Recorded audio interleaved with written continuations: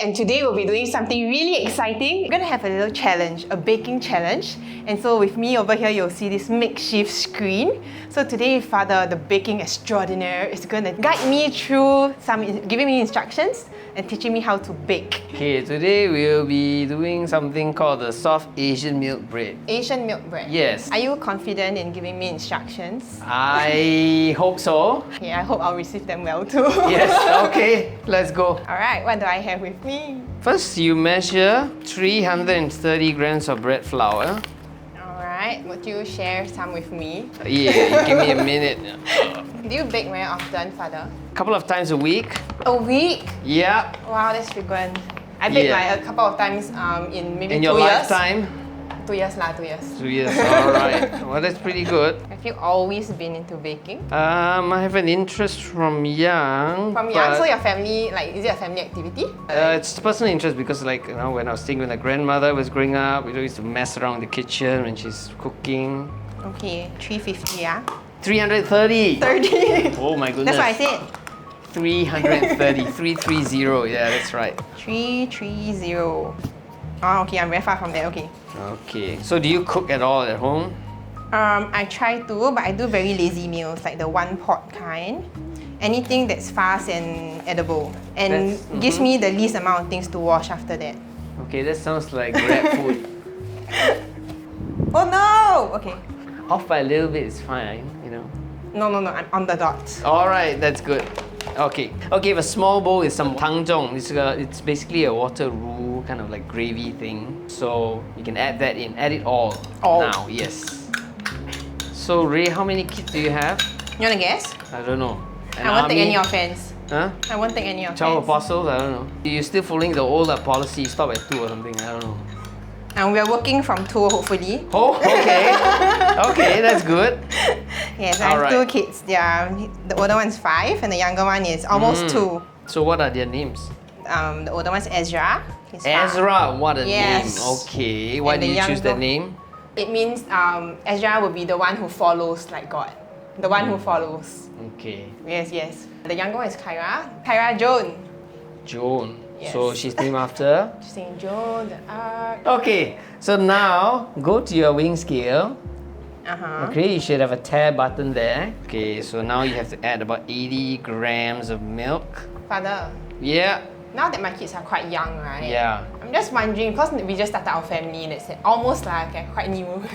Okay. And we've been trying very hard to, I mean, as parents, to like model how we practice the faith to them. Right.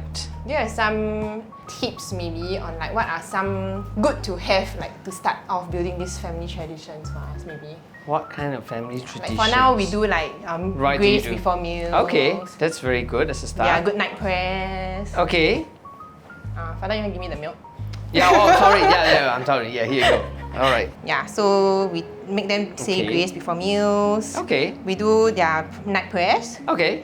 And we teach them like what they can do if they are afraid of the dark. Okay. We will get them to do like a small segment on their own, like just Thanksgiving, basically. Yeah. So, okay, before we continue, let's add 50 grams of sugar. Or maybe like when you were growing up, what were some family traditions you did? Or like maybe your parents did with you? Are you the only child? No, I have an elder brother. The sugar. What we did when we were young, actually, my parents were not very terribly religious. So I think the important thing as a family, we often went to mass together. So regardless of where we were or what we were doing, I think that was the focal point in our family, at least, because both my parents were working and they used to work quite long hours sometimes. So given the circumstances, sometimes it's a bit difficult to actually have an ideal Catholic family life in that sense, a prayer life. But I think importantly for us when we were growing up, my mom actually brought my brother and I very often to Novena Church. So that was kind of like the Saturday thing that we did every Saturday when I was growing up, for as long as I can remember. So that's one of the places, like, in a way, we always look forward to, because we go there and kind of like mess around in the place, when I was growing up. So that has a lot of memories. I mean, other than, going there to play, but also as a time of prayer. So even when I was growing up to maybe when I was like 17, 18, I was still going even when I went on my own. So that I think was kind of like the important part of a family tradition, that grows into becoming something that I take it on my own as a personal thing that I do. So I don't know if that can work nowadays. It depends on really what works for you. I think sometimes when we bring the kids for mass, Right. sometimes it can get a bit pressurizing. Yeah. Yeah, Okay. Because their mood's quite unpredictable. Right. Some days when you think they'll be bad, they're sunny angels, and then some days when you expect them to be angels, they are not as angelic as you wish they would be. Yeah, I think it's now a little bit more difficult than before lah. I think people are nowadays a bit more sensitive to noise in church. Oh, yes. Where I think maybe in the past, people kind of frown, but they kind of get used to it, because I guess I was growing up in a parish where there were a lot of kids going around. So, yeah. Father, have you moved on without me with the bread? Wait, I'm going to add the salt now. 3 grams of salt. Okay. Sometimes people ask me why don't I bring my children to the cry room since I'm so pressured by it, right? But sometimes I feel that it's also more pressurizing to be in the cry room, because that's where the kids cry and then they influence each other, right? Okay.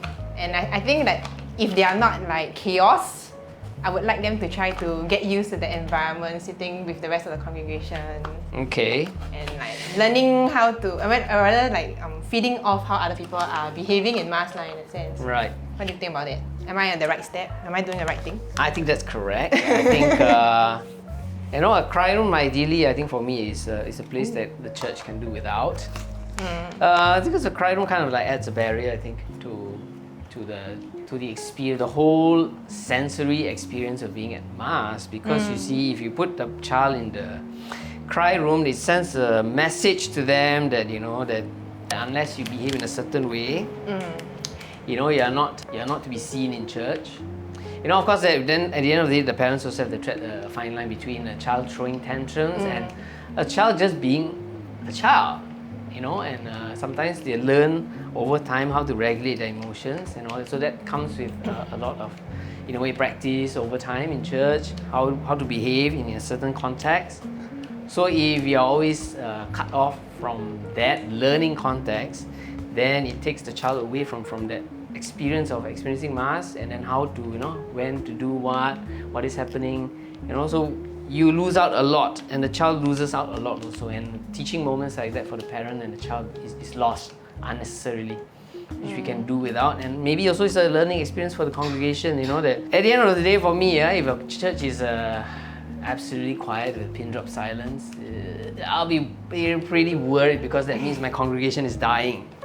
There's no sound of life, there's no sound of babies crying, there's no sound of children screaming, which... Do you get distracted when you're preaching and then a child screams?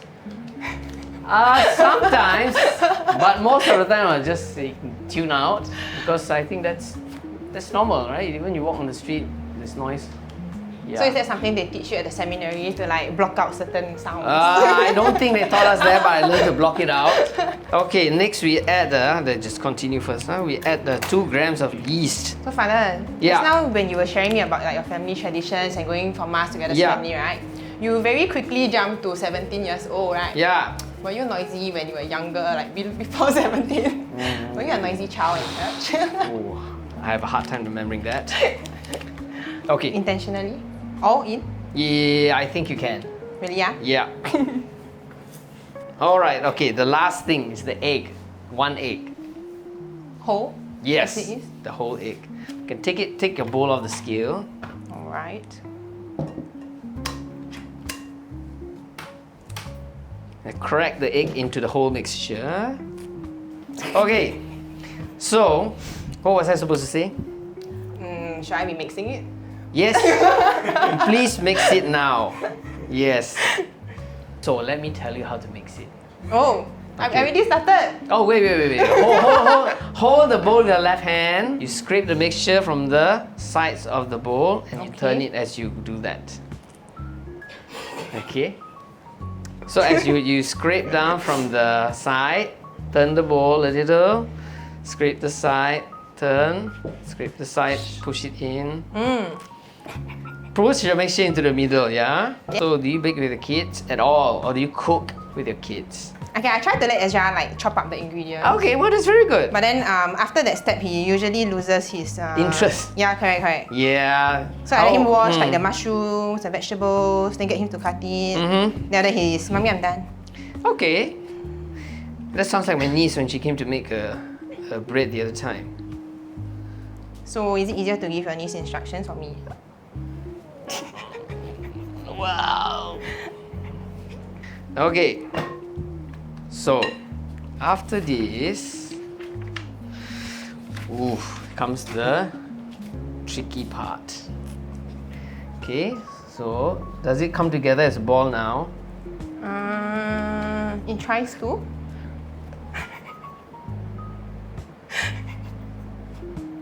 Okay. Still got loose flour. Is it okay? Continue to press it in, press it in, press it in. Don't cheat. Never. Sometimes, you know, when I cannot manage my kids, right, I also ask Jesus to help me, what? I need to seek a bit of guidance. Okay. And, That's the you end know. of the guidance. Right. Hey, Okay. what makes you think it's a mistake?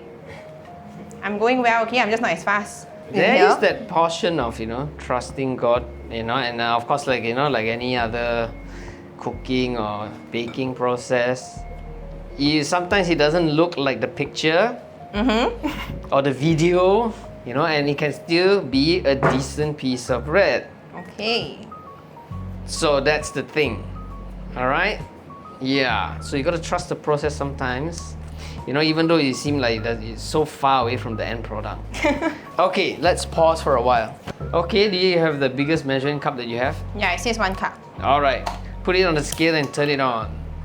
We're going to add the butter. Well, stressful, okay. Okay, we're going to add... Should I make it to 0? Yes, we're going to Alright. add about 56. That's really specific, okay. Yeah, it's just a recipe. Sometimes you don't understand why they do that, but well, it works. So when I was growing up, my grandmother didn't stop us, my brother and myself, from like going in when she's cooking the dinner.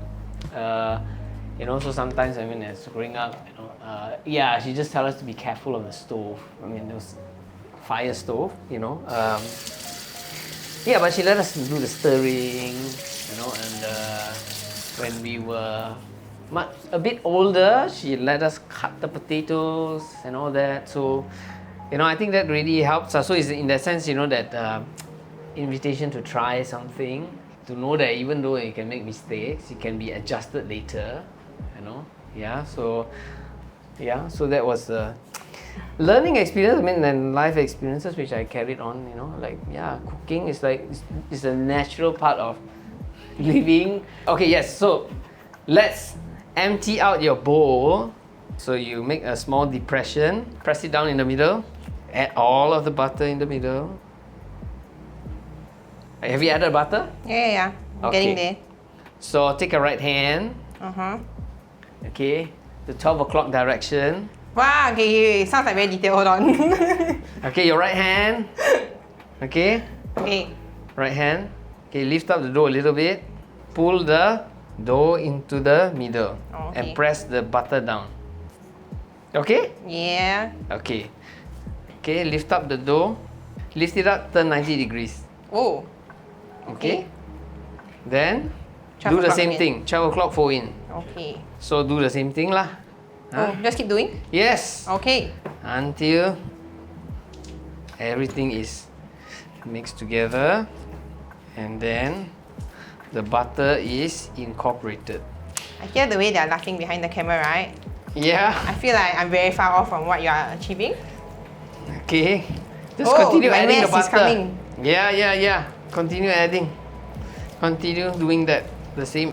Where am I not going Okay, right? so okay, now we can stop a while. Okay, push everything together into a small ball. Okay, so we put it together as a ball first. Okay. Okay, so same, now use the back of your wrist. Okay, the palm, back of your palm on your right hand. Okay, press it down. The right hand, the end of the palm, the wrist area, the Yeah. back of the wrist. Yeah. Okay, and push forward the dough, like flattening it. Okay. Okay, then push back, then cover back. Cover back? Yeah, push forward, then pull back. What is it supposed to look like? Mine looks like a mess. That's why. Would you like to teach my kids? I can bring them to you. Huh? Okay, how much you want to pay me per hour? Yeah, father. About give you the bread after $100 that an lah. hour. Huh? I give you the bread after that. You give me the bread lah. I go and you see I can you buy have already. to do lesser frequency ma. So you know what's the purpose of kneading? No. This is what we call kneading. So kneading is meant to build the gluten structure of the bread. So it may hold its shape. It's actually very similar to our daily life. Every day seems like the same. We are repeating the same thing every day. Adults go to work, the same people. Okay, do the same work, maybe a little bit different, but it's pretty much the same. Every day is the humdrum grind of everyday life, and that is just like kneading. While you wait for something miraculous or big to happen, it will take time to take root, right? Like this. Even when we talk about, say, the monks in the 6th century, when Saint Benedict founded the monasteries, manual work was very much a part of their lives, because that reminds them of the need to be rooted in reality. Whatever they prayed, they spend time in prayer, they need to balance that out with work, because as God said in the book of Genesis, you shall eat from the labor of your hands. So he took that very literally lah. Their prayer time must be connected to their reality. That's why for the monasteries, even till today, the chapel and the dining room is never far from each other, because having fed at the table of the Lord, they are also in the same way. Yeah, they are fed physically, but in a sense to show that sense of communion is not just in a very airy spiritual thing, but it's rooted in reality. So that's why the monks are very realistic about their lives. You know, they are focused on making small changes in their lives, small, realistic, achievable changes. Same thing sometimes in our own daily lives, you expect a lot of big change. Like for example, those smokers, I want to quit my smoking tomorrow, and then it doesn't work. Why? Because it's not realistic. You need to go for something that is more achievable on a daily basis, something that you can do and you can see the results. So actually it's quite secular, you know, also like achievable, measurable kind of thing, like they stole it from the Catholic Church actually. So for our parish, we try to eat together when we are around. I feel that sometimes meal times feel so like routine, like so focused on the task. Yeah. And I try to remind myself that like sometimes you should use it as a chance of like bonding with the kids. Or like getting to know about their day, especially with Ezra who is a lot more verbal, right? But sometimes it's so challenging. Young children want to tell us everything under the sun, even though like as adults you find like, why are you telling me all this unimportant information? You know? I think that also betrays a certain adulting that we need to undo lah, you know? I feel that sometimes like my kids teach me so much, and like unlearning things is one of like the many things that like I learn from them. Especially when like before I was a mom, like I was working and all that, and like we're so busy and we're so used to like the routines, right? That so, like with them I learned that I need to like slow down a bit. I guess in a fast-paced Singapore, like as fast-paced like Singapore, you know, everything thrives on efficiency, which is not a bad thing. But taken to the extreme, you know, when people become inefficient to our processes, we want them to hurry, you know, and then we forget that they are not just numbers on the screen or numbers in statistics, okay, but they are persons that also just like us lah. They want to be heard, they want to talk, they want to be loved, they want to be accepted, you know. Yeah, but that's where meal times get challenging for me sometimes. Right? My 5-year-old is trying to talk to me, my 2-year-old is calling me, and my husband is also trying to get my attention. Wow. You have 3 kids. Oh, whoops. Oh, that's what you said. I did not cut that out. Yeah, but then I feel like sometimes that's also like the joy. Like I sometimes rather that it's noisy than it's like silence, like we don't communicate at all. Yeah. Sometimes I try to think of it like from a half cup full, right? Like, Yes. at least they want my attention. Yeah. You know, it's, you know, sometimes this reminds me of some years back. I mean, it's quite common nowadays. You know, some years back when phones weren't really such a rage, you know, it was quite sad to see people, 4 members of the family, sitting together in a restaurant and not talking to each other. The father is looking at his phone, the mother is playing some game, the son is playing game, the daughter is scrolling something. You know, they're all at the same table and then they're not talking, and then after that when the food comes, they just take the food, put in the mouth, and and they're all continue like buried doing. in their bowls, right? Yes. So it's as good as 4 strangers happen to share the table. They don't know each other, then no choice, no seat, so they have to share the table, and it's quite sad. So if you say that it's preferred to be nice, I think there's some truth to that. You know? It's at least there's some line of communication open, and I think that it reinforces in a child that, you know, the inherent worth is not how fast you're able to do things, how you're measured by what you can or cannot do. Okay, is your thing coming together? Yes, I'm proud to say that it looks like a... Does it look, can you put it into a ball? I can now, but it's very sticky. Is that normal? Is it still sticky to your hand? Yeah. Means not enough, is it? Yeah, it should not stick to your hand. Okay, I'm almost there, I think. Okay, good. Okay, we're almost there.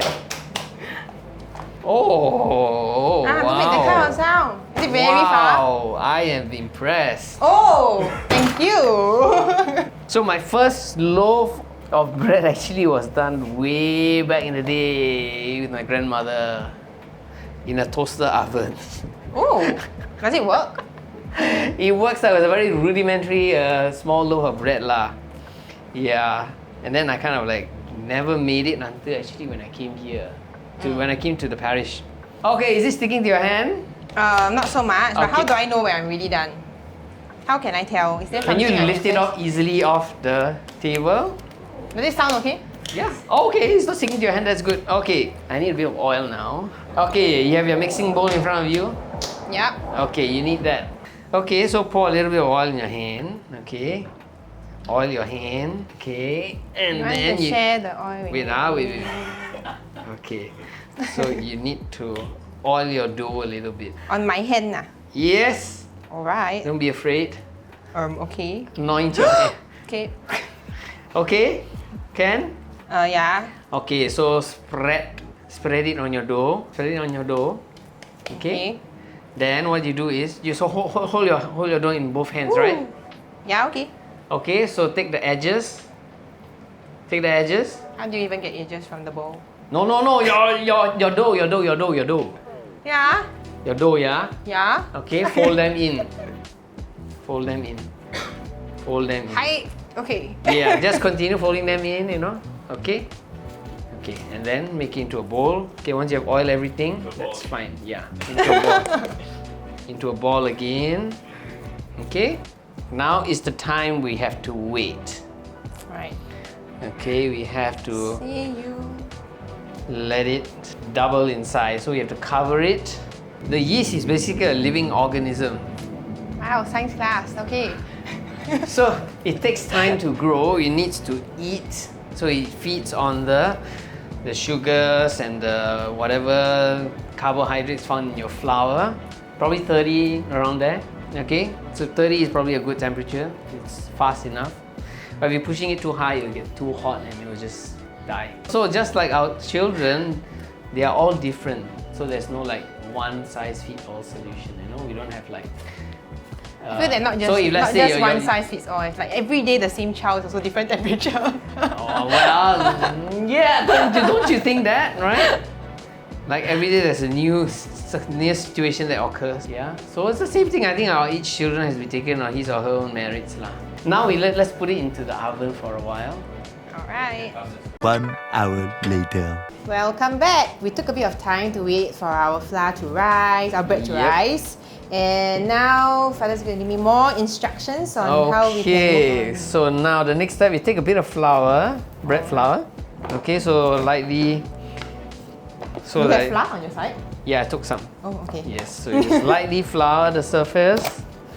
Okay, make sure it's like snowflakes. Okay, so Spread. Spread, okay, then you empty your dough onto the work surface. Okay, so can you work with this? Can you spread it out like a rectangle or something? Okay. Can? Yes. Okay, so it's like a square now. You just flatten it a little bit.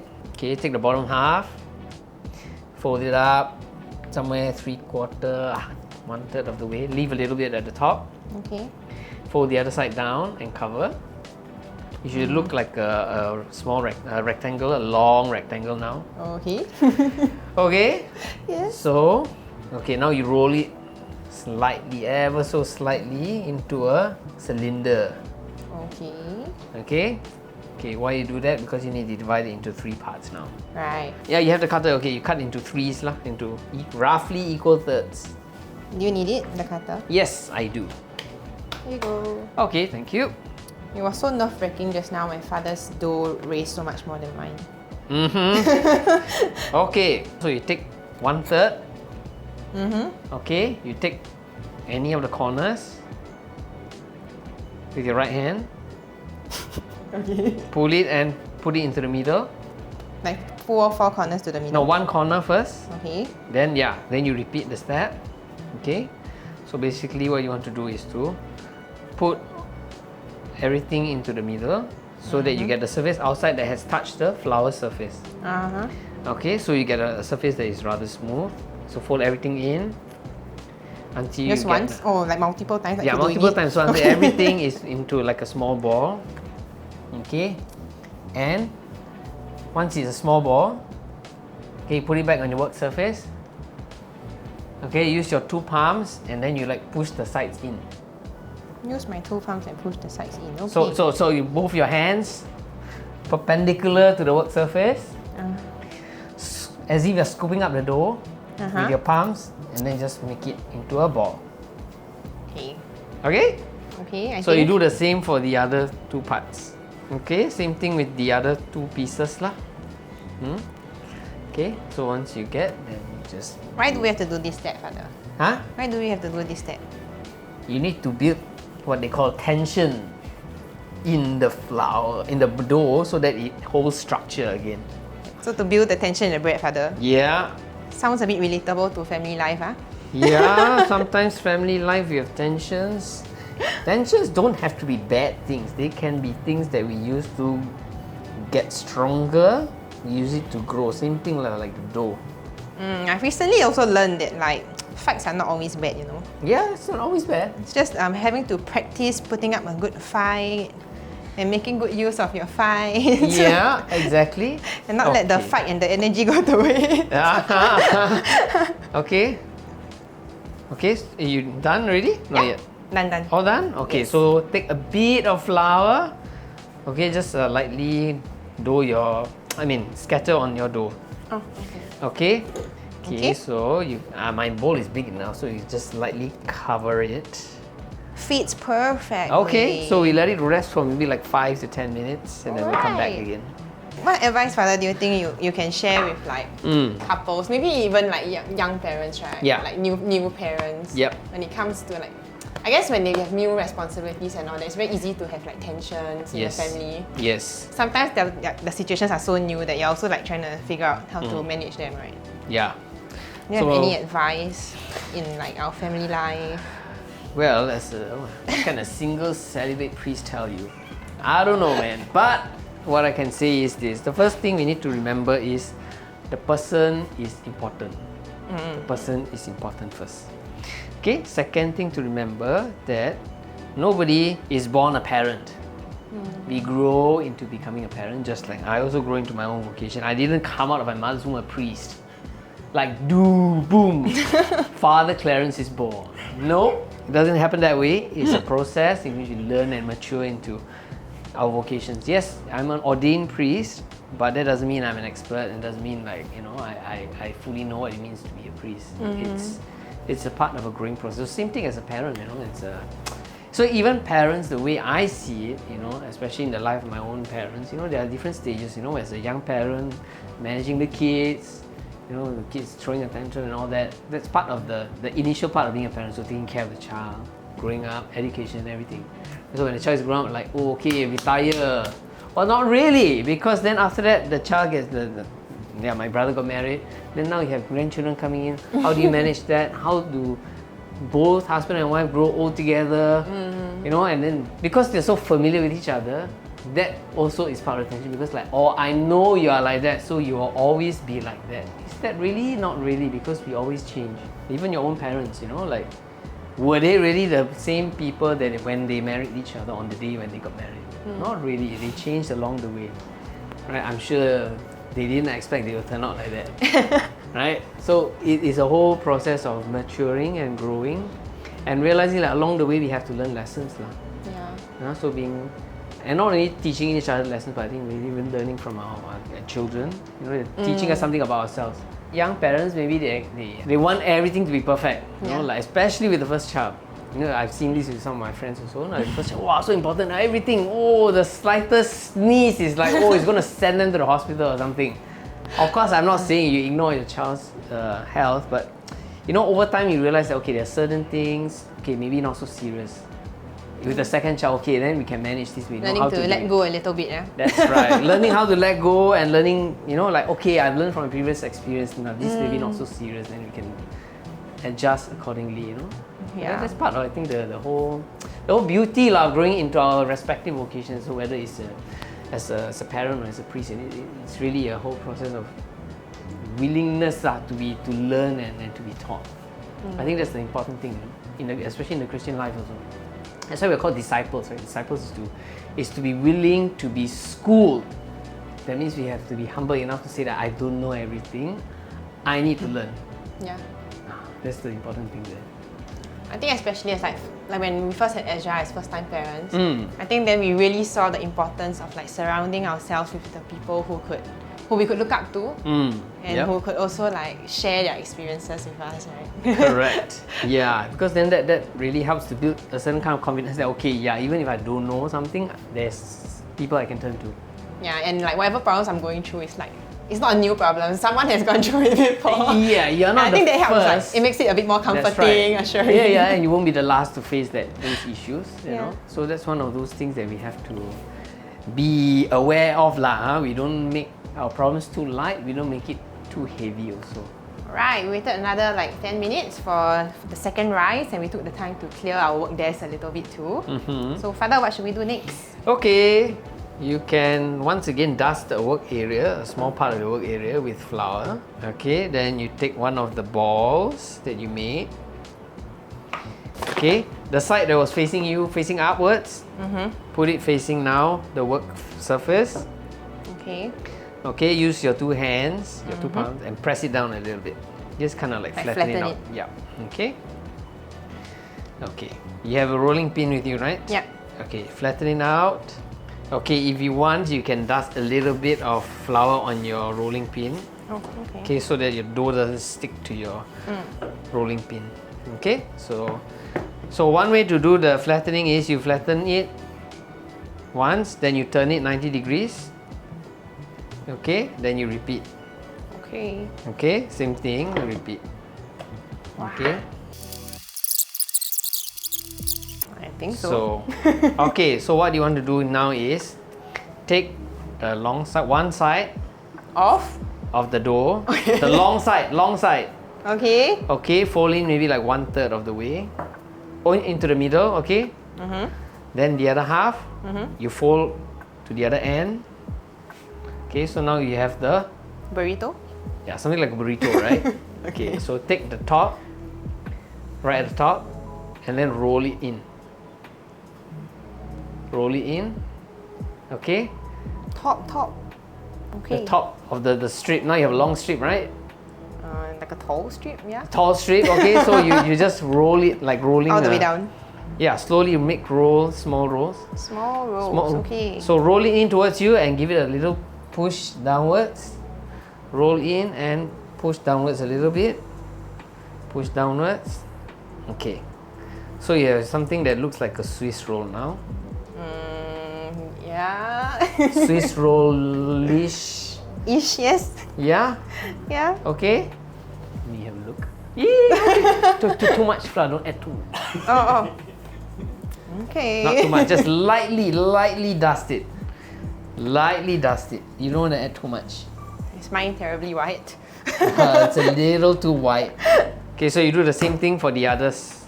The other two balls, yeah? Okay. Okay, so are you done with the third one? Yes. Okay, so same thing, we will cover up the rolls with our bowl.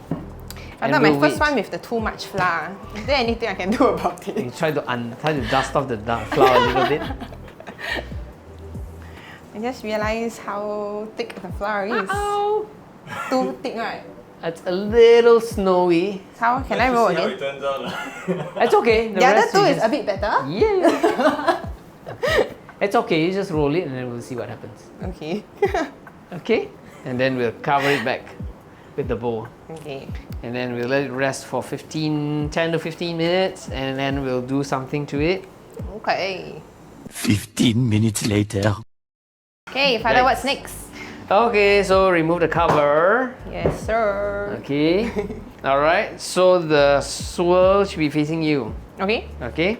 So take a rolling pin and flatten it out. Okay. Father, can I ask you, right? Yep. Now that I'm trying to, in my best way possible, explain like the mass parts, especially to Ezra, right? Yeah. How detailed do you think I should go in like trying to walk him through? Because I also want him to participate.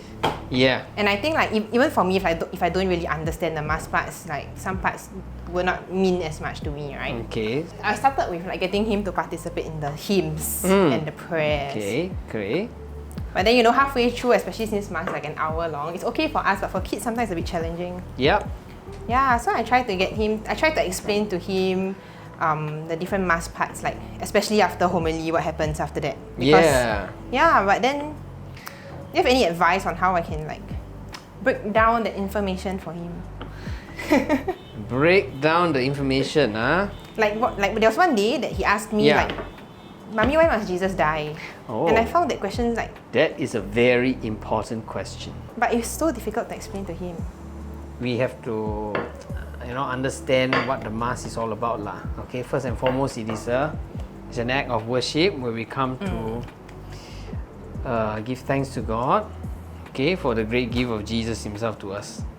Okay, so maybe at the age of 5 is a bit hard to grasp. What does it mean to participate? So yeah, it's easy to get him to say something, to sing along, but along the mass parts, when the priest consecrates the bread and wine, Yeah. okay, that's the part to just tell him, that by this action, Jesus is made present. Jesus Himself comes to us, Maybe not in a way that how He sees you present, Like a literally human coming. person. But the Lord appears Himself to us and He promises that is the way that He will be with us. Maybe when He's older, you have to tell Him that, when you're older, then, we explain a bit more. But now, you just need to understand that Jesus comes to us personally. It's as if He's paying us a visit through the Mass. So every time we come for Mass is really a personal meeting, personal encounter with each one of us. Yeah, so we try to tell him that like we're going to Jesus' house. So same as how we Yes. go visit our grandparents, our auntie, we need to dress That's up. right. Okay, so we talk about penitential rite. Okay, maybe at the age, yes, sin maybe a bit hard to understand. Okay, but can think of it like this. Okay, my home at least. When we go into people's home, we normally go and get our feet washed so that we don't dirty people's house, or you don't wear your socks in, right? So you make sure that you don't dirty people's house, Yeah. so that you are in a clean state, so to speak, lah. Okay, when you go to people's house. So same thing, when we come to Mass, the penitential rite, while not the same as going for a sacramental confession, is to Cleanse remind us. ourselves, lah, that okay, we recall where we have gone wrong, where we have not cooperated with God's grace in our lives this week or this day, and then we ask God to give us the strength to participate worthily in this sacrament. Yeah, so in that sense, just like how you don't wear dirty stuff into people's house, you don't do that either in the house of God when you are going to receive Him. So that's one way to explain the penitential rite in a very simple and with a very domestic analog. Okay. Okay, so there's the penetration. The readings, it's like knowing about the person, having a conversation. We read is listening to God's word, what God wants to say to us this week through the readings. Yeah, for now it's a bit hard to explain that. So sometimes I tell him it's like God trying to talk to you through a story. Yeah, Yeah. that's very good. That's one way we explain lah. Sometimes I try to take comfort that he's asking to try the communion, try to receive communion. But he tries to convince me that he's already 10 years old and that he's ready to try it. So communion at the end of the day, is reserved for when he's ready, when he's age of reason, which is basically somewhere between 7 to 8. Yeah. The church defines that as. But before that, that's why it's important to help our young people to realize that receiving the Lord doesn't necessarily mean we need to receive Him always physically in this sense. Because there's what we call the spiritual communion. Sometimes we're not able to receive for whatever reason. Maybe we already went for Mass twice or three times that day already. So the church discipline does not allow us to abuse that lah. We don't keep receiving as if like some magic charm lah. Okay, so that's why the church restricts it. Not because the church doesn't want us to receive Christ. Okay, so that's the thing. Then we need to remember that we can always receive the Lord into our hearts. In a heart that is pure, our Lord reminds us that is where He resides. That is the important thing to remember. Okay, so we pause for a while. Where are you now with your rolling? I have I'm done with the Oh, great! Okay, so now we need to prepare our baking tin. Okay, you need to prepare your baking sheet first. So we wash our hands first. Okay, we have our baking tins now. I'm assuming now we put them in and yes, you put them in, again. yeah. Put them in, alright. Okay, you have to squeeze a little bit because they're getting a little bit big. Okay. Alright. Alright. Okay. And just squeeze it a little bit, that's fine. Okay. Alright. So once you manage to squeeze them all in, okay. Then we cover it with the top. Okay. Just slide it back in. Okay, and then we will have to let it rise again until it doubles in height. Please. Okay, and then we'll begin our baking.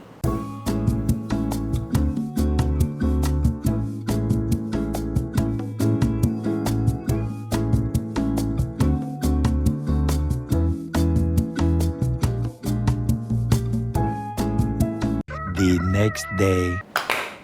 Hello, and we're back today. It's a brand new day. Yeah. Father is back from his duty calls. It's one of those things. You can see from the time, it's a new day today. Yeah. And so today we're going to review how the bread has, what's the outcome. The unveiling we of the had some product. angels who helped us to know whatever steps we missed in between. The baking part. Yeah. How do you think it's going to be, Father? It should be okay. Do you think mine will be nicer Trust than the yours? process. No, but do you think mine will be nicer than yours? We shall see. The moment of truth. Okay. We Are shall you see. ready? Yeah, let's go. Okay, how do you want to do this? Open together? Open from From the here. back. 1, 2, 3.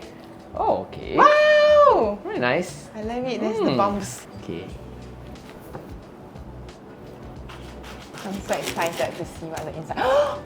Okay. Okay, let's cut yours. You want to cut yours? Can you please do it? Alright, let's do it. It looks like you have very good cutting skills too. This knife is very sharp. See? Wow, it looks... See? This is so exciting. Yeah. Now you can do it on your own now. Touch your own bread. See? It's so soft, right? See? Oh, it is! Yeah? See? My Like a bread! Huh? Like a pillow. Fast! It's very good. I mean, it looks like nice. bread. Yeah. Yeah, exactly. Yay. Okay, shall we try? Yeah. So yesterday, as we were baking, Father was shared with us that there's actually special blessing for bread. There's a specific blessing of Specific bread. blessing of bread. You know, the significance of blessing of bread or any food items to help us to remind us that God created everything good. you know, and that even the thing that we have is a gift from God. It's provision by God given to us. All right, that nourishes our physical bodies, but reminds us of there's a deeper level of the spiritual food that we nourish ourselves at the table of the Lord also. So let's go in. Our help is in the name of the Lord who made heaven and earth. The Lord be with you, with your spirit. Let us pray. Lord Jesus Christ, bread of angels, living bread for everlasting life, bless this bread as you once blessed the 5 loaves in the wilderness, so that all who eat it reverently may thereby obtain the health they desire for body and soul. We ask this of you who live and reign forever and ever. Amen. Okay, let's go. I'm excited. Breaking the bread. Can you just tear it? Okay, see, very nice. I want to try yours too. Try yours first. Expectations and reality. No, it is very good.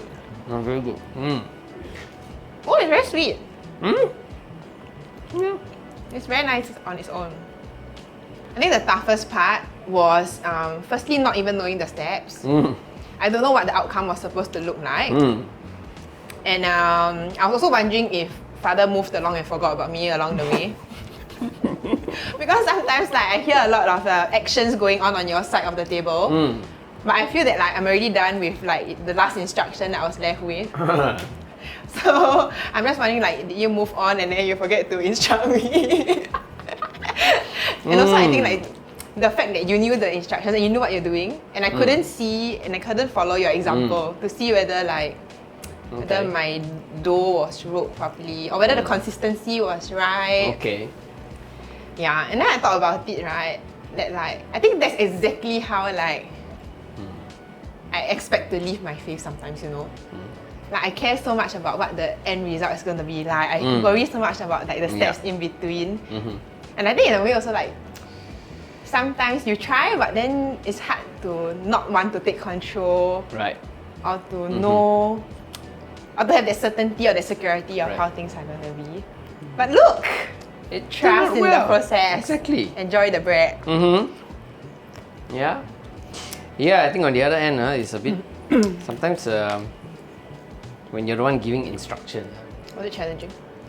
It's challenging because it's like, yeah, I already know it, and then like, okay, I'm just continue doing it, and then oh, there's somebody next to me that I have to like, yeah, you have to do this. And on top of that, there's so many eyes around us watching you do your usual routine, right? So, more self-conscious, but I think that the more important part is the, giving instructions, and then you don't know whether the person is doing correctly or not. And yeah, you really have to like trust the person understands what you're saying and interpret accordingly. So it's the same way I think, when we tell either parishioners or we tell your children, for example, to do a certain thing in the way that you think it should be done, and then you don't know whether they understand what you said or not. And then you have to see what's the end result they produce. Yeah. And then it's like, let them run the thing. And then you get there. So I think, and then along the way, you have to, the thing is to allow mistakes to happen, and then that's where the moment to adjust and to teach accordingly. So I think that is part of the whole instruction process lah. It's you need to teach, but then if I tell you right at the start, you'll be like, you don't know what you're talking about also.